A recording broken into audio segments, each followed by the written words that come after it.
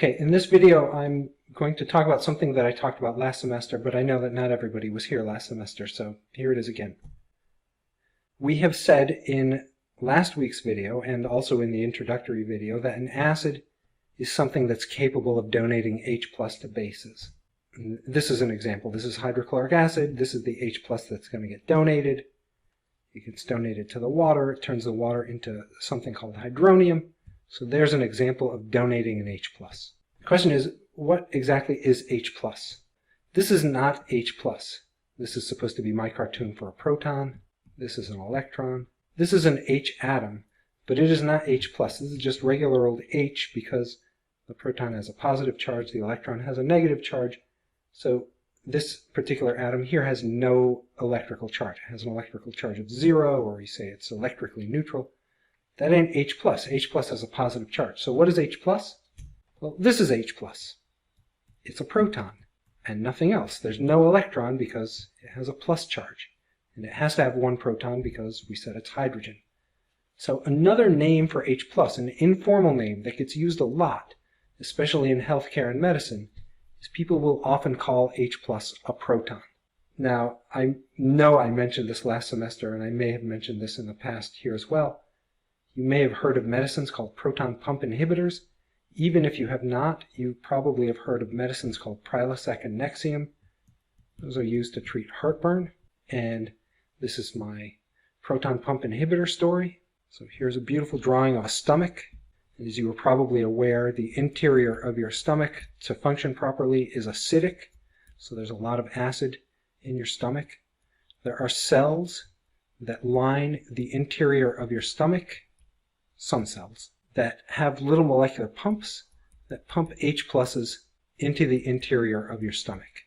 And that's going to acidify the interior of your stomach if you have these little molecular pumps pumping H+'s in there. Those little molecular pumps are called proton pumps because those H+'s are basically protons. The problem with those pumps is they can go a little crazy sometimes, and they can pump too many H+'s into your stomach.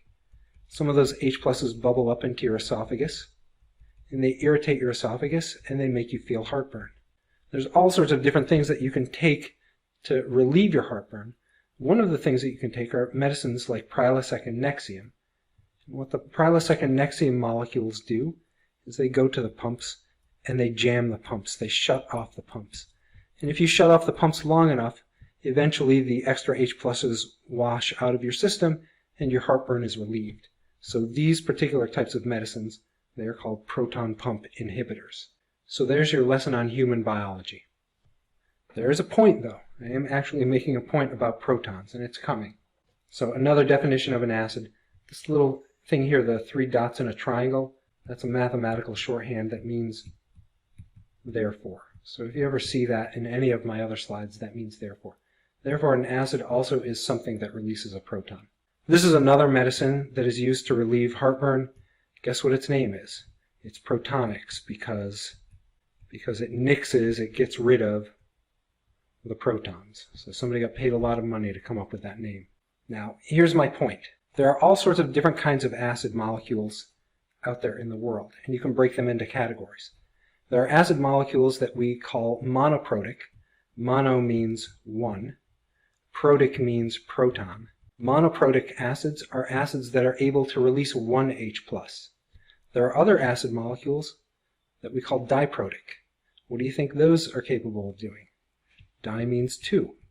That means diprotic acids are capable of releasing 2 H+'s. There are triprotic acids. There are polyprotic acid. Poly means many. That just means they can release an awful lot. HCl, this is hydrochloric acid. This is a monoprotic acid. It only has one hydrogen, period. That's the only one it can release, so it's definitely monoprotic. And if you look at the reaction, one HCl can turn one water into an H3O+. Monoprotic. This is called sulfuric acid. It is diprotic. It is able to donate 2 protons or 2 H+'s to other things. So we say that this is a diprotic acid. And so this is, if you have one H2SO4 molecule, you can actually convert 2 water molecules. That's why there's a 2 here. You can convert 2 water molecules to H3O pluses because H2SO4 is diprotic. And like I said, there are triprotic acids, etc., etc. So for strong monoprotic acids, in other words, for acids like this, HCl is strong, that means it gets rid of all of its H pluses, and each molecule only has one H plus to release. For strong ones that are monoprotic, it's easy to figure out what the pH is of most acidic liquids. So for example, if I wanted to know if I had a liquid that had a concentration of HCl at 0.0001 molar, and I wanted to know the pH, well, I know that every single H plus in this container, or almost every single one, is going to get donated to a water molecule and convert the water molecule to H3O plus. And I know that this has only the ability to donate one H plus for every HCl. So if I have this concentration of HCl, I'm going to have the same concentration of H3O plus. So the concentration of H3O plus, because all of these H pluses got donated to a water molecule, is also going to equal 0.0001 molar.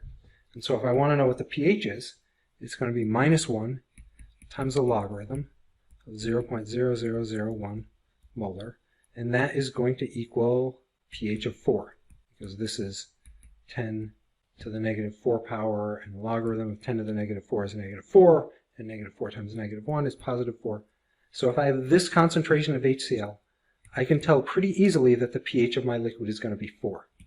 The only reason I can do that is because I know it's a strong acid, so all of these H's are going to get donated to water, and I know that it is able to only donate one H+. So it's a simple calculation. For diprotic acids, or things that have more than one H+ to give, figuring out what the pH of a liquid is much more difficult. For example, we said that sulfuric acid, this is sulfuric acid over here, is diprotic. And if I asked you, what's the pH of 0.100 molar sulfuric acid, figuring out the pH is not quite so easy. And we're not going to do it in this video. We're going to pause the video here. Maybe this is a stupid cliffhanger.